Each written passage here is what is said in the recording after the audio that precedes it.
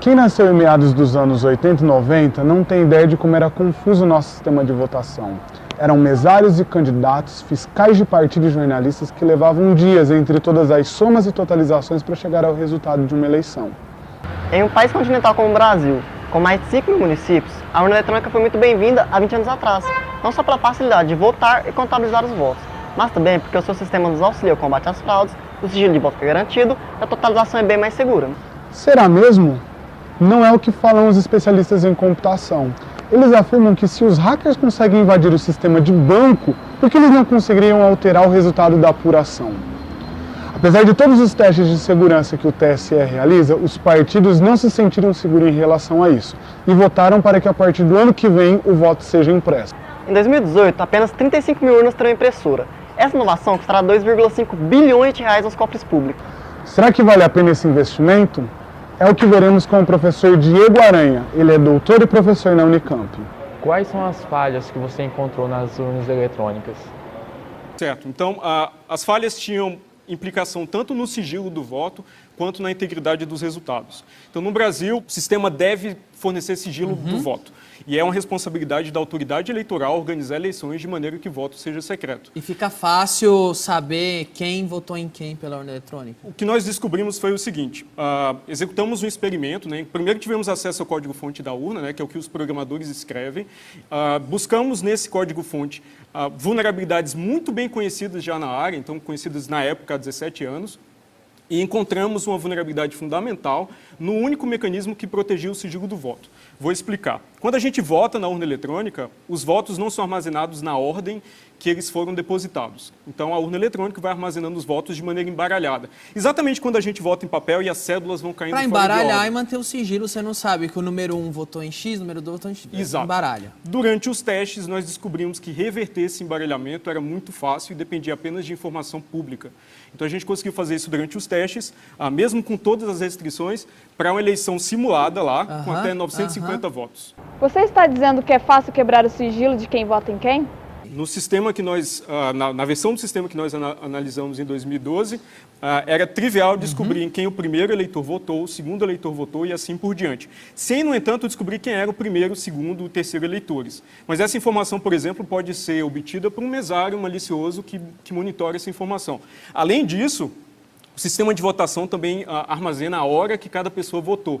Então, se você quer, por exemplo, descobrir o voto de uma pessoa importante... Você lê o livro? Você, não no livro, mas em arquivos públicos também, então arquivos eletrônicos. O processo de voto no papel realizado pelo homem era lento, passível de erro e facilmente fraudável. Essas são algumas afirmações do TSE. Sim, assim como quando o voto se tornou eletrônico, de certa forma, o poder e a possibilidade de fraude se concentrou nos humanos que são responsáveis pelo projeto e implementação do sistema. Não necessariamente por vulnerabilidades intencionais, por ação maliciosa, mas também pode ser simplesmente por um erro de programação. Humanos cometem erros. Por isso que a gente acredita que o resultado da eleição não pode depender unicamente de tecnologia, que é humanamente impossível de auditar. É possível alterar ou manipular votos através da urna eletrônica? Nós encontramos as condições que permitem um agente, tanto interno quanto externo, manipular o software que é executado nas urnas eletrônicas. Não necessariamente com uma intervenção manual em cada sistema, mas em alguns pontos, às vezes, que distribuem o software para várias urnas. Para quem mais leigo como eu, o que é um agente interno e o que é um agente externo? Um agente interno é alguém que trabalha na justiça eleitoral, né? Então ele tem certa prerrogativa, certo privilégio de acesso ao sistema. Que seria, no caso, um infiltrado de um partido. Poderia ser, sim. Ou do governo ou de outro partido que um agente vai lá e altera. malicioso Um e tem agente acesso malicioso. privilegiado, por exemplo. E o externo? O externo seria alguém que, às vezes, ele pode ter sido um ex-programador, um ex-funcionário da justiça eleitoral, mas ele é financiado por um partido político e não está dentro da justiça eleitoral. Ele é da máquina ou do governo ou de outro partido? Não, é do TSE? Autônomo, assim, é um autônomo. É um alguém agente que pode ser pago para fraudar uma eleição. Então, basicamente, o que protege o software de votação, que é instalado nas urnas, país afora, é uma chave criptográfica, é um segredo. Idealmente, a gente deve ter um segredo distinto para cada urna, porque é exatamente a mesma analogia das chaves, né? A gente não tem as mesmas portas, a gente não compartilha segredos de chaves entre portas de casas distintas. Cada porta tem a sua chave. E o que a gente observou é que 500 mil de equipamentos, todas as urnas eletrônicas, compartilham o mesmo segredo. E esse segredo ainda era armazenado de maneira completamente insegura, assim, que, novamente, voltando àquela analogia, remete a você colocar a chave embaixo do tapete, né? E confiar que, como a chave está embaixo do tapete, ninguém vai descobrir que ela está lá. A diferença é que essa chave abre todas as portas, exato, basta não que ela só vaze aquela. uma vez. E foi curioso, porque quando essa informação se tornou pública, o TSE publicamente defendeu isso com uma decisão de projeto que fazia sentido. Mas eu não consigo me convencer disso, porque não é razoável contar um segredo, de certa forma, para 500 mil de equipamentos e imaginar que ele vai continuar seguro ou vai continuar secreto. E desculpa, não é um segredo, é o destino de um país. Sim, de fato. A Band fez uma matéria denunciando a fraude nas urnas eletrônicas, entrevistando um candidato que reuniu 2,5 kg de prova mostrando a manipulação das urnas. Não importa quem vota em quem, se a maneira de contar os votos não é confiável. Guarulhos, na Grande São Paulo, é o segundo maior colégio eleitoral do estado. Aqui as pessoas também desconfiam das urnas eletrônicas. Coloquei o meu candidato, apareceu outro. Candidato a vereador na última eleição, Antônio pediu a anulação do resultado. Várias cidades do Brasil onde os candidatos estão reclamando, eles estão sendo taxados de candidatos derrotados.